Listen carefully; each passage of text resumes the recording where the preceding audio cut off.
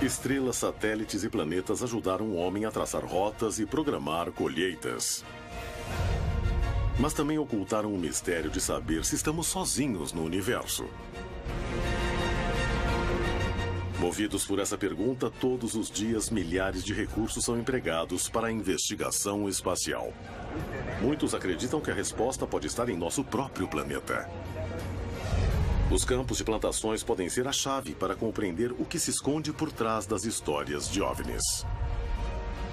Nas idílicas paisagens rurais, estranhas aparições interrompem a paz dos moradores, causando assombro entre a comunidade científica e os investigadores do fenômeno OVNI.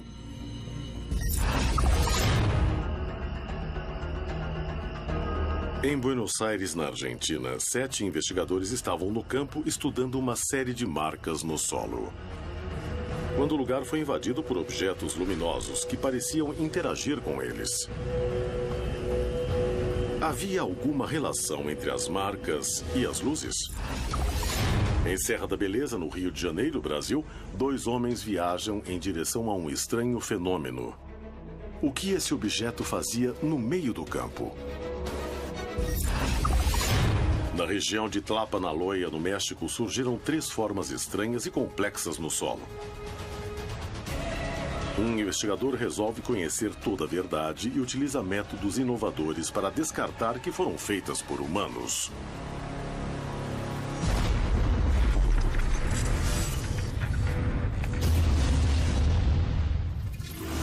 Contato extraterrestre. Hoje apresentamos OVNIs e sinais.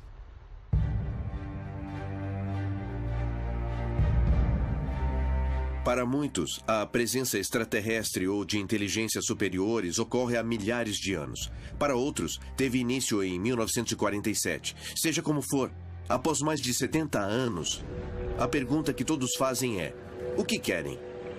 Existe uma grande quantidade de fenômenos que acompanham indiretamente o fenômeno OVNI. Mas nós não sabemos se tem relação ou não com o fenômeno OVNI. Muitos investigadores e pesquisadores acreditam que esses OVNIs, os que realmente são extraterrestres ou alienígenas, nos deixam mensagens. Uma das principais formas dessas mensagens são os círculos nas plantações. Com certeza, alguns círculos são falsos. Eu me pergunto por que escolheriam símbolos ininteligíveis. Afinal, podiam fazer uma ligação ou sei lá. A questão é o que são essas mensagens, o que significam. Acho que os círculos são mensagens para quem vive na Terra.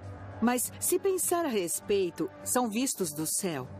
Então, não seria um grupo de alienígenas mandando mensagens para outros alienígenas sobre o que acontece aqui? Não resta dúvida de que uma parcela dessas civilizações que estamos visitando buscam, sim, se deixar mostrar, se deixar ver.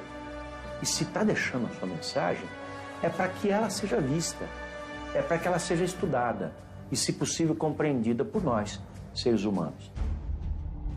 Descobrir a origem desses sinais e seu significado intriga cientistas e investigadores do fenômeno OVNI no mundo inteiro.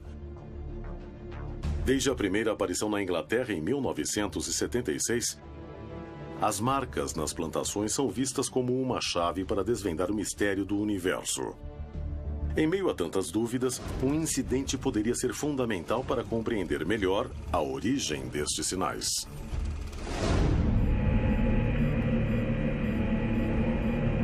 No dia 4 de março de 1986, 7 investigadores foram para a província de Buenos Aires, na Argentina, para estudar de perto uma série de fenômenos OVNI.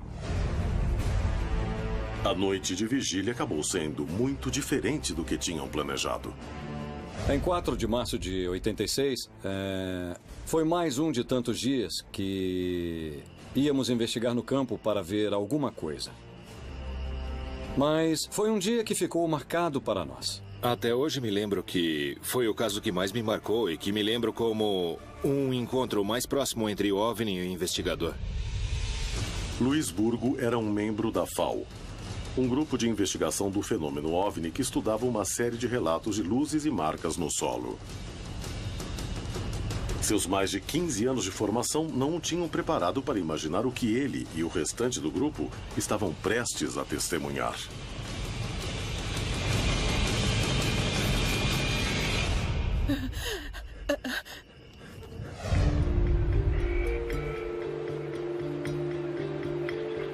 Em 1985, investigávamos uma série de aparições nessa área.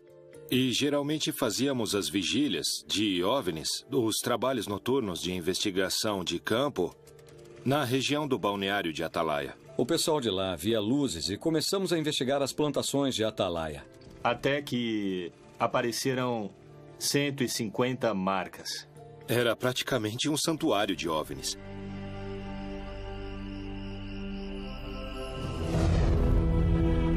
O grupo se reuniu no local combinado.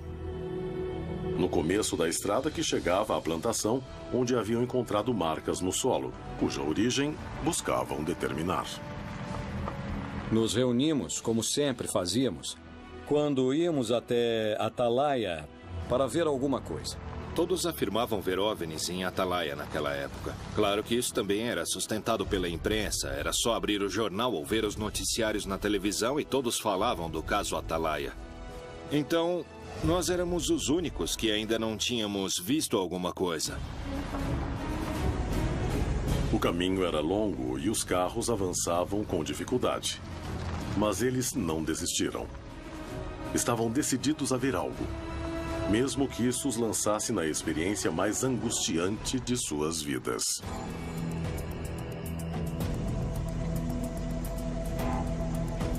Nós fomos olhando e falando do fenômeno, querendo ver alguma coisa. Estávamos conversando normalmente, sem imaginar o que iria acontecer.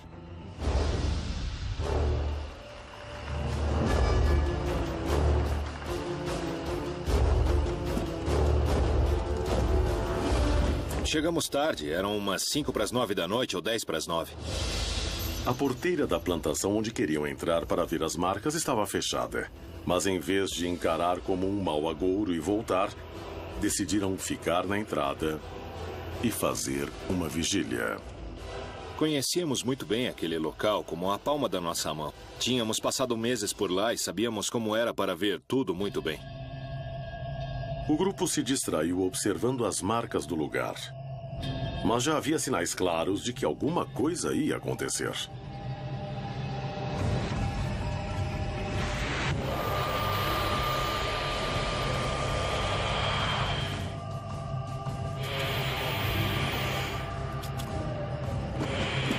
Logo que descemos dos carros, o Fernando falou: "Olhem aquilo." Eu olhei no horizonte e vi duas luzes. Nos viramos e lá estavam os dois objetos não identificados, praticamente em cima do vilarejo. Foi incrível. Uma coisa estranha. Não tinham forma, eram duas luzes, bem grandes, talvez um pouco menor do que uma estrela brilhante. E eles ficavam mudando de cor. As cores eram vermelho, verde e amarelo que mudavam. E o mais estranho foi que vinham do rio. E quando falamos para todos olharem, na mesma hora eles ficaram parados. Daí começaram a se movimentar juntos e girar entre si. Ficavam se cruzando. Às vezes parecia que era uma só, porque ficavam uma atrás da outra, como se brincassem.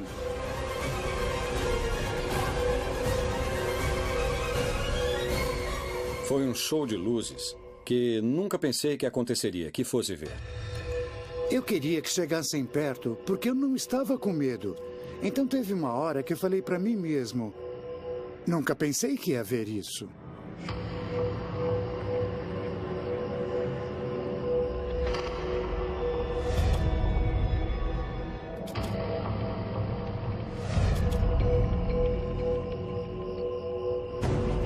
Todos sabiam que presenciavam algo único e buscavam uma explicação. Mas rapidamente o clima de expectativa passou a ser de nervosismo quando uma das luzes começou a se aproximar perigosamente. E quando a luz começou a se aproximar, nunca vou esquecer disso, Luiz Burgos resolveu pegar uma lanterna. Começou a se aproximar da gente. E nós tínhamos uma lanterna, então cada um ia ligar a sua e ia sair correndo, porque a luz ia descer e nos matar. E aí, falou. Espero que alguém fique para contar. Olha, se acontecer alguma coisa, é só ligar a lanterna, tá? Acho que isso assustou todos nós, porque ele supostamente era o mais preparado. A mudança de comportamento das luzes os aterrorizou. Um por um, perceberam que testemunhavam algo desconhecido. Poucos minutos depois, a luz retrocedeu e voltou à posição original. Eu tive a sensação de que quem estivesse dentro daqueles aparatos tinha nos detectado. Então, para mim, foi uma espécie de contato a nível visual. Nós os vimos e eles nos viram.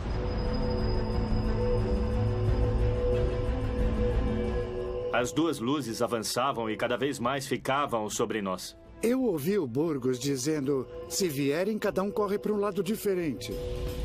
Sem saber da origem e das intenções das luzes, uma pessoa do grupo decidiu ligar o carro em que haviam chegado. Queria deixá-lo pronto para partir caso fosse necessário.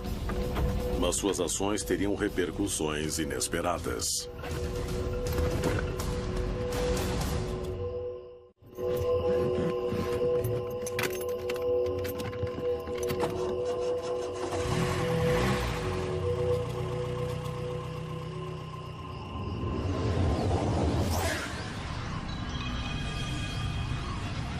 Vai logo, apaga o farol, Era apaga! como se os dois objetos quisessem nos assustar, nos fazer fugir dali. Como se tivessem a necessidade de descer naquele lugar onde havia as 150 marcas que tínhamos observado e estivéssemos atrapalhando, como se dissessem, pessoal, saiam daí porque temos que estacionar.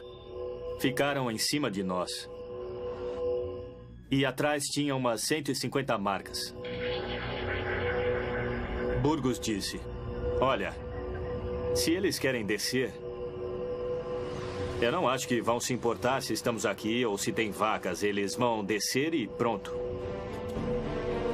Depois de vários minutos, quando parecia que as luzes iam aterrissar em frente a seus olhos, de repente começaram a subir, se distanciando do lugar. Alguns acharam que o pior já tinha passado, mas estavam apenas começando a vivenciar algo ainda mais misterioso. Eu continuei olhando as duas esferas menores. E aquelas duas esferas que estavam brincando começaram a subir e sumiram. Fernando continuava em estado de choque e seu nervosismo levaria a uma nova descoberta ainda mais preocupante. Quando partiram, as duas luzes foram bem devagar, as duas se juntaram e foram bem devagar. E nós ficamos lá um pouco, passamos alguns minutos conversando e comentando, alguns emocionados, outros nervosos, e num determinado momento... Meu filho gritou, olha aquilo lá. Os investigadores se tornaram protagonistas do caso mais espetacular que já tinham conhecido. No entanto, havia muito mais temor que alegria. O que poderia acontecer?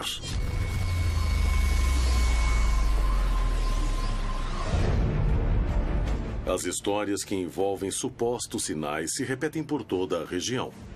Mas poucos casos despertam tanta curiosidade e fascinação como as marcas que aparecem da noite para o dia nas plantações.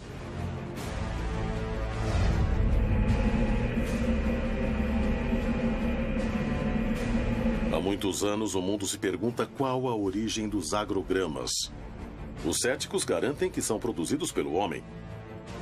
Mas quem acredita diz que são feitos por uma tecnologia que não pertence à humanidade. É hora de investigar qual é a verdade por trás desses sinais perturbadores. Na última década, esse tipo de marca tem aparecido em plantações da América Latina. Em Tlapanaloya, no estado do México, os agrogramas começaram a surgir em 2011. Estava no campo andando pela plantação e encontrei as figuras. Muito bem feitas. E não havia pegadas. Tinha aparecido um círculo na plantação de aveia. E daí eu pensei, quem é que veio até aqui para estragar a minha plantação? A aveia estava dobrada, mas não estava quebrada. Começamos a procurar, por curiosidade, se havia alguma pegada, algum rastro. Quem poderia ter feito aquilo? E por quê? Mas no final não encontramos nada. Johanan Dias e Carlos Clemente, 2 jornalistas e investigadores do fenômeno OVNI, se reúnem para buscar uma explicação para as marcas nas plantações. Aqui no México, esse fenômeno começou a aparecer a partir de março de 2011. E no começo, estas formações eram simplesmente círculos. E logo chamou muito a atenção porque era um fenômeno apenas observado na Europa. E depois, em 23 de novembro de 2011, foi quando apareceu essa grande estrela que a gente está vendo, repetindo as mesmas características da anterior. A planta não estava morta. A planta estava dobrada, mas com vida. E continuava crescendo. Era como se a aveia fosse penteada e também entrelaçada. Um ano depois, surgiu então um grande círculo que era rodeado de 16 triângulos. E o pessoal começou a se acostumar com esse tipo de fenômeno. Um dos elementos que mais chama a atenção nesse tipo de marcas é que as testemunhas dizem que aparecem de um dia para o outro, em absoluto silêncio. E que nas noites anteriores, muitos veem luzes estranhas na região dos agrogramas.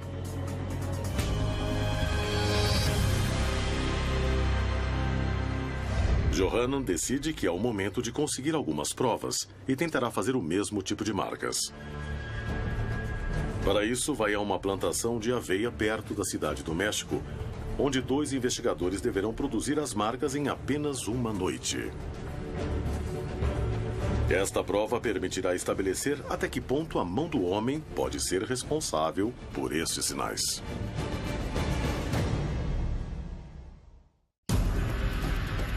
Na Argentina, um grupo de especialistas foi investigar um local com uma grande quantidade de marcas no solo quando foram cercados por luzes estranhas. Em Tlapanaloya, no México, o jornalista Johanan Dias tentará recriar um agrograma para comparar com outros que aparecem na região. Ele conseguirá encontrar a verdade? Em Serra da Beleza, no Brasil, um homem viajava sozinho por uma estrada quando se deparou com um objeto que mudou sua vida para sempre.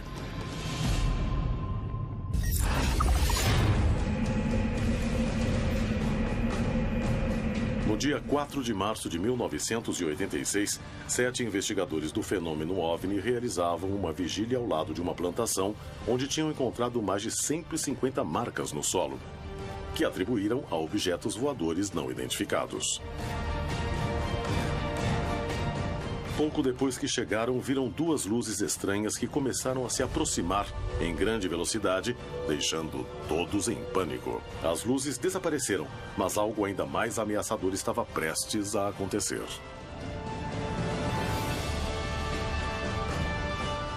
E apareceu uma luz forte. Ela era 10 vezes maior que as outras 2 luzes. Chamou muita atenção porque não subia nem descia. Acendeu no mesmo lugar. Estava parada e acendeu uma luz do tamanho de uma lua cheia.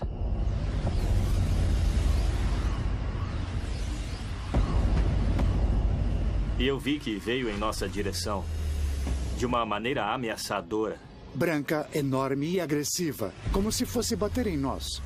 E aí o Rodolfo, que era um dos membros do nosso grupo, falou para nos jogarmos no chão.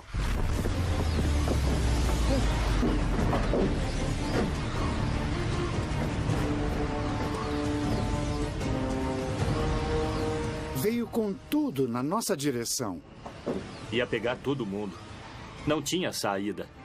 Todo mundo foi para debaixo dos carros e eu não. Eu queria que chegasse perto. Achei que fosse nos queimar. Me joguei no chão apavorado, achando que íamos desaparecer.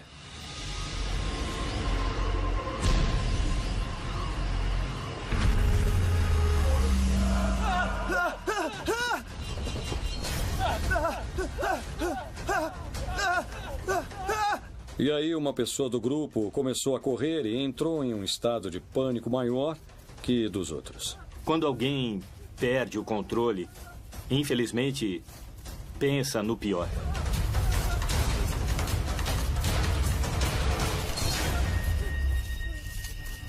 Enquanto Ana tentava acalmar Fernando, Avelino tentava tirar uma foto do que via.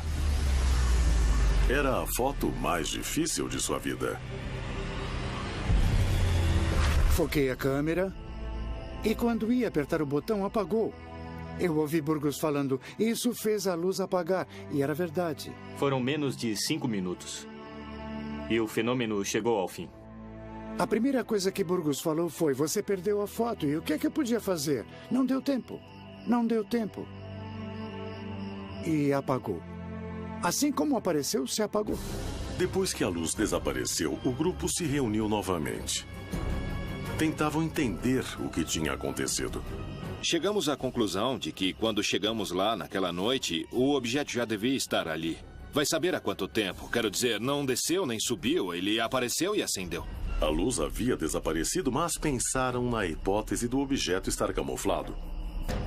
E Avelino tirou uma foto, mesmo sem ver nada no céu. Quando revelei as fotos, no lugar da luz, apareceu uma esfera escura, que estava lá, mas ninguém viu. Isso nos deu a ideia de que, quando apagou a luz, o objeto se aproximou do grupo. Então nós ficamos a uma distância muito pequena, porque seria impossível ter captado o objeto, ainda mais com a escuridão da noite. Eu senti um medo do desconhecido. Achava que estava preparado, buscava isso. Mas quando apareceu, na verdade, eu não estava preparado. Depois dessa experiência, eu sempre olho para cima. Você começa a considerar algumas coisas depois. Se estavam tripulados, se havia alguém, por que veio para cima de nós? Um monte de perguntas que, depois, com o tempo, ficam na sua cabeça até o dia em que você morrer. A noite de 4 de março de 1986 ainda guarda mistérios que os investigadores não puderam resolver. Os acontecimentos dessa noite provam que estamos diante da presença de seres de outros planetas ou se trata de eventos explicáveis. Havia uma relação entre as quase 200 marcas que apareceram no solo e as luzes que apareceram naquela noite? O caso que ocorreu em Atalaia não é o único da região em que testemunhas encontraram marcas estranhas na Terra. O fenômeno dos agrogramas apareceu na Inglaterra em 1976. Desde então, essas estranhas marcas despertam o fascínio da população e intrigam a comunidade científica, que ainda discute quem as fez, com que finalidade, qual o significado. Poderiam ser produzidas figuras geométricas que nós, a distribuição espacial das figuras, seja qual forem os signos que retratam o significado deles. Quem os faz tem uma mentalidade e uma cosmovisão muito parecida com a nossa. Até onde é possível serem feitas pelo homem? Seriam algum tipo de mensagem? Eu não sei se há uma mensagem para a raça humana de extraterrestres. Eles são provocados por uma inteligência. Essa inteligência está deixando ali a sua marca, a sua pegada, o seu sinal. Será que alguma dessas civilizações quer se comunicar com a gente? Esses fenômenos estranhos começaram a se apresentar na América Latina. E assim como na Europa, aparecem de uma noite para outra. E as testemunhas nunca veem nada fora do comum, além das marcas. Além do significado dos desenhos, os investigadores se perguntam: quem será o responsável? Johanan Dias, jornalista e investigador do fenômeno OVNI, tenta recriar um agrograma. Poderá descobrir o que se esconde por trás deste mistério? Cosme, tudo bem? Prazer te encontrar. O prazer é meu. Obrigado. José Luiz, como está? É um prazer. Nos encontramos de novo. Perfeito. Bom, a ideia é tentar simular estas marcas que apareceram faz alguns anos para ver qual seria a diferença e se realmente são feitas por objetos voadores não identificados. Ou para confirmar a possibilidade de que alguém tenha feito estes agrogramas que apareceram aqui nesta região. O que acham? Achamos que é possível fazer. Claro. Agora, que tipo de ferramentas vocês precisam para fazer essas figuras? Olha, a ideia é usar uma ferramenta muito simples, sabe? Bastante prática e fácil de ser transportada. Para que ela não faça barulho, que ninguém perceba o que está acontecendo. A ideia seria utilizar um tubo. Por que um tubo? Para não quebrar as plantas e deixar tudo bem amassado. Como se estivessem penteando toda a área? Isso, e sem quebrar.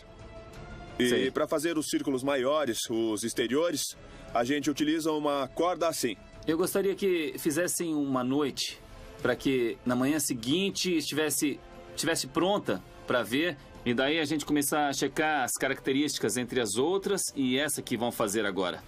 É um desafio. Podemos fazer isso? Os investigadores conseguirão fazer um agrograma similar aos encontrados anteriormente na região em apenas uma noite?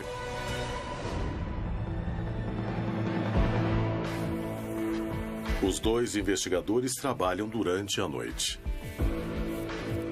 A regularidade do terreno semeado facilita um pouco a tarefa.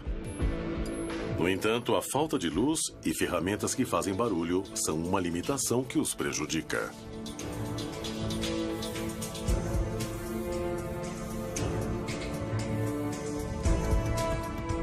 Nós decidimos fazer de uma maneira que fosse muito simples. Usamos ferramentas que deixem o mínimo de marcas possível e para fazer de uma forma mais portátil. Eu acho que nós vamos ter êxito. E no final, as figuras que nós fizemos se assemelham muito com outras figuras. Após uma noite de trabalho, os especialistas deixaram as marcas prontas para analisá-las na manhã seguinte. Conseguiram descobrir o mistério por trás dos agrogramas? Será que existem mesmo sinais que confirmem que somos visitados por seres de outros mundos?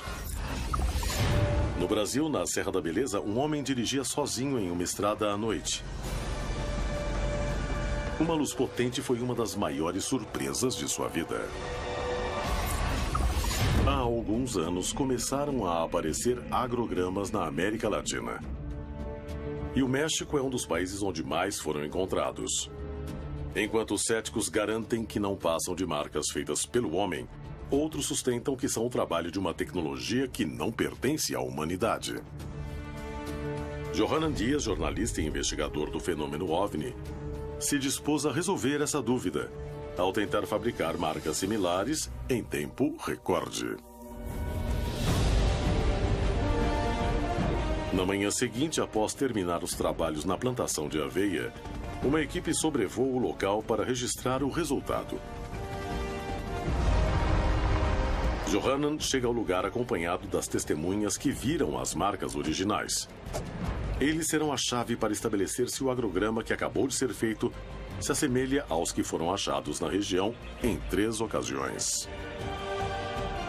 O formato das que vimos e as de hoje são uns 90% diferentes, facilmente, uns 90%.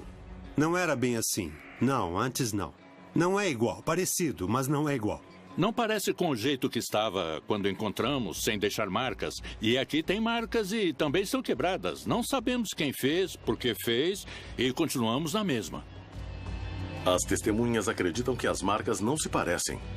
As plantas não estão dobradas, mas sim quebradas. Essa opinião é muito valiosa para a investigação de Dias. Johanan Dias encontra o jornalista e investigador Carlos Clemente para analisar as imagens aéreas do agrograma.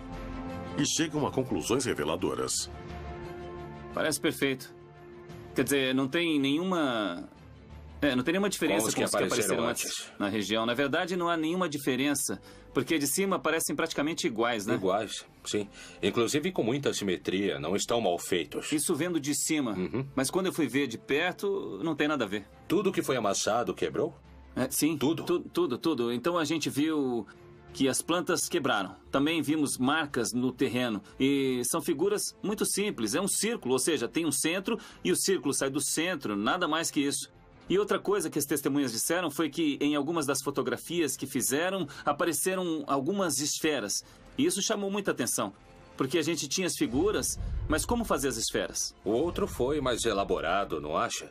Ele foi feito com as plantas entrelaçadas. Como fazer as plantas ficarem algumas para a esquerda e outras para a direita, mas sem se entrelaçarem. Isso não é uma coisa possível.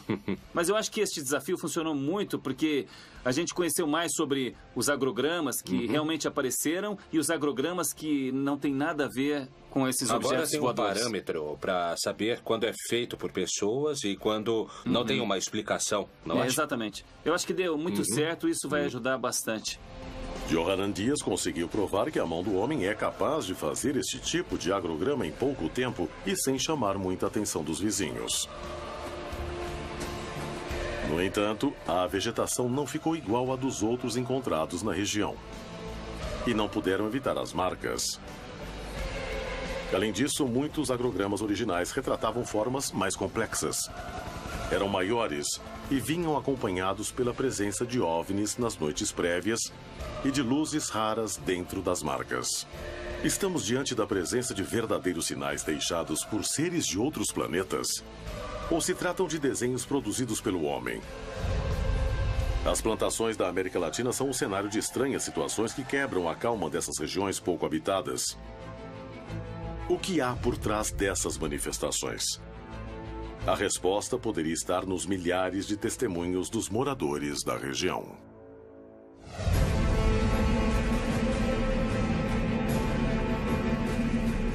Em uma noite fria de 1988, na Serra da Beleza, no Rio de Janeiro, Brasil, Alexandre dirigia totalmente sozinho por uma estrada quando teve uma experiência que o marcaria para sempre. Alexandre trabalhava em Santa Isabel e todos os dias voltava para a cidade vizinha de Conservatória, onde vivia. No entanto, ele não sabia que essa viagem estava prestes a se tornar algo que fugia totalmente de sua rotina. Eu era bancário na época. Numa sexta-feira eu fiquei até mais tarde no banco e vim embora nessa sexta-feira por volta de 10h30 da noite, 10h30 da noite. Alexandre seguia sozinho pela aparente tranquilidade da noite. Vinha escutando música no carro normal, o rádio ligado.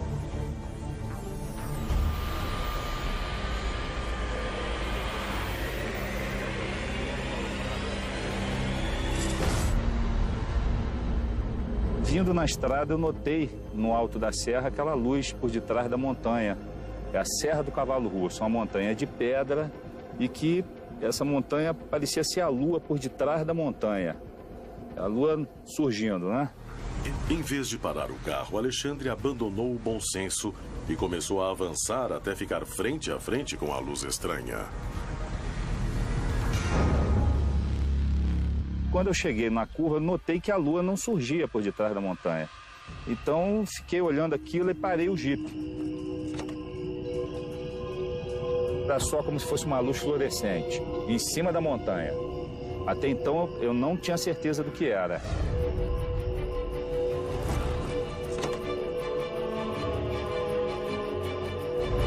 Mas quando eu coloquei o binóculo, eu fiquei com medo. Mas ao mesmo tempo que eu fiquei com medo, me deu assim uma vontade de ficar olhando aquilo e ao mesmo tempo com medo de querer voltar para Santa Isabel. Alexandre não sabia o que fazer.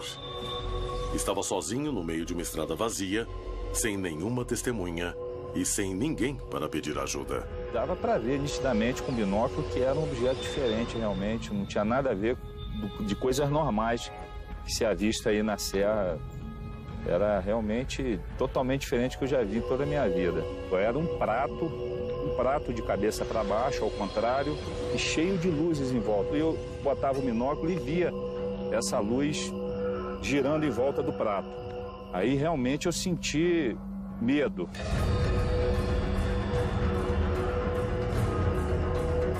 Fiquei observando o prato por volta de uns 15 minutos. Aí que me deu a vontade de realmente chamar outra pessoa para poder ver junto comigo o objeto. Alexandre conseguiu sair do estado de comoção em que se encontrava e tomou uma decisão. Resolveu voltar para Santa Isabel e procurar alguém que pudesse comprovar que o que estava vendo era diferente de tudo que conhecia. Rodei a cidade de carro, fui para lá, fui para cá e quase que eu não encontro ninguém, porque a cidade interior, depois de 10 horas da noite, não fica viva alma na rua. Quando eu já estava realmente quase desistindo, que eu fiz o retorno na rodoviária e comecei a subir para voltar para cá, aí que eu vi a igrejinha aberta assim, vi que tinha um velório lá e tal, desci do carro, fui lá dentro para ver se eu encontrava alguém conhecido.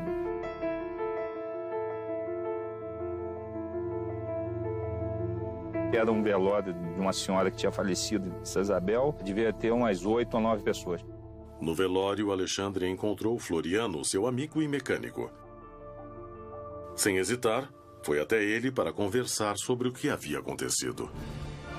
Ninguém percebeu como eu falei com o Floriano. Eu não cheguei gritando dentro do velório, não cheguei gesticulando, falando, eu vi a luz, para não assustar as outras pessoas, né? Porque ninguém falou, vamos lá ver o disco voador.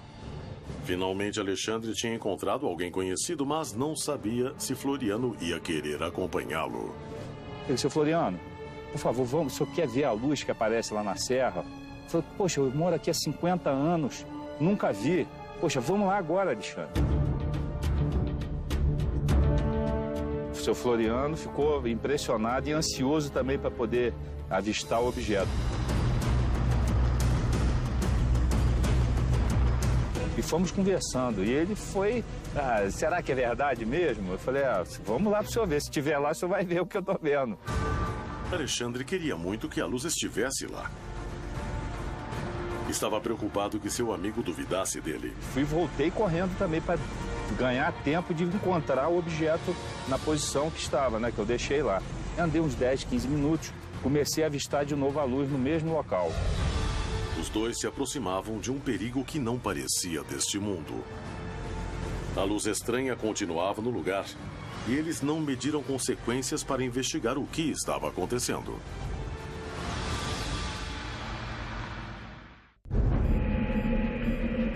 Alexandre dirigia sozinho por uma estrada vazia. Assim que viu algo que descreveu como um prato voador, decidiu voltar à cidade para procurar alguém para acompanhá-lo. Percorreu Santa Isabel inteira e encontrou Floriano, seu mecânico e amigo, que estava em um velório. Ele decidiu acompanhá-lo até o local da aparição. Mas eles não esperavam o que estava por vir. Quando eu cheguei no ponto de melhor visão mesmo, nós viemos já pela estrada e já deu para avistar alguma coisa, mas não dava para pegar o binóculo e ficar olhando com o carro em movimento, né? Ele já olhou e já ficou meio assustado. Regalou o olho desse tamanho e falou, mas não é verdade mesmo? Caramba, que isso, cara? Peraí, deixa eu ver. Aí, seu Floriano, mas não é possível que eu tô vendo e tal, vamos parar para ver. Quando paramos, é aqui que eu parei, melhor ponto de visão.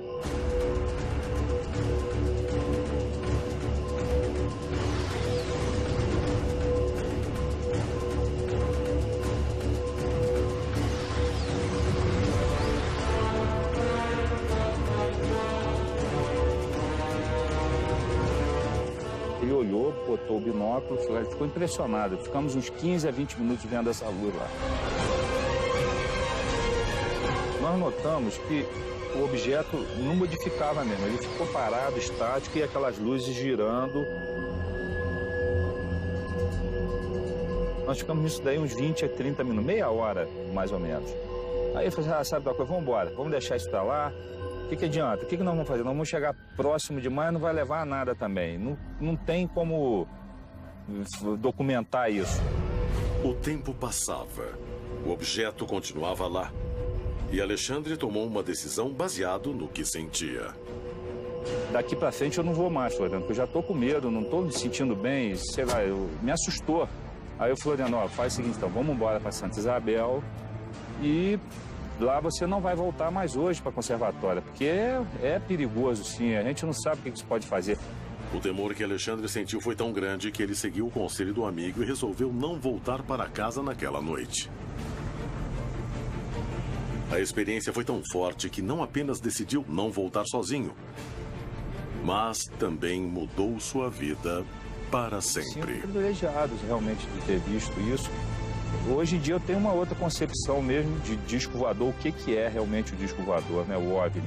E se você observar, você vai ver sim alguma coisa diferente, se as pessoas passarem a observar melhor, né? Ao redor.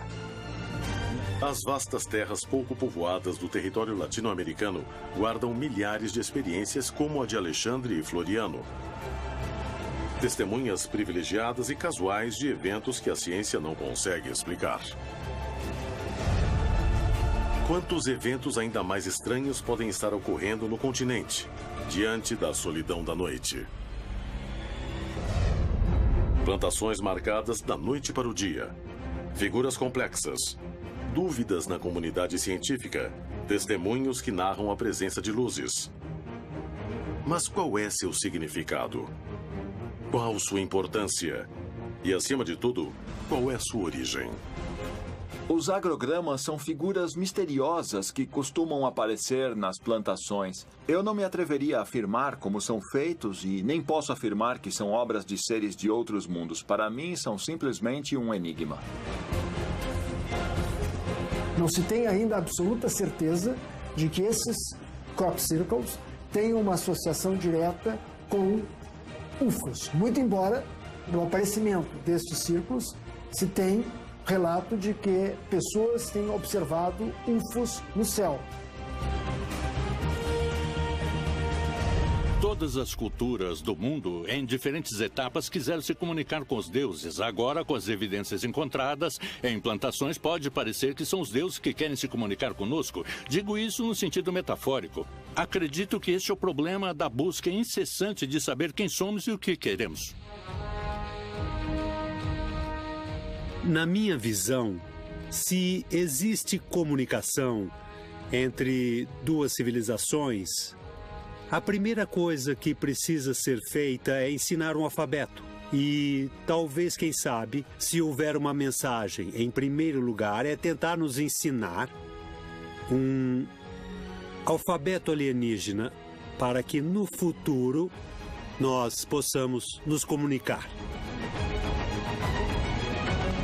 Decifrá-los, tentar entender o que eles significam, talvez seja tentar decifrar a mensagem de um grupo de civilizações que há muito tempo nos observa. Os agrogramas são um dos maiores enigmas que cercam o fenômeno OVNI. Estabelecer sua origem e significado desafia a comunidade científica. Estamos diante de marcas feitas por seres de outro planeta? Descobrir a verdade por trás das histórias de OVNIs pode ser a prova que nos permite estabelecer se estamos sozinhos ou não no universo. Algum dia o homem poderá dar uma resposta a esse mistério? Quantos eventos ainda mais estranhos podem estar ocorrendo no continente diante da solidão da noite?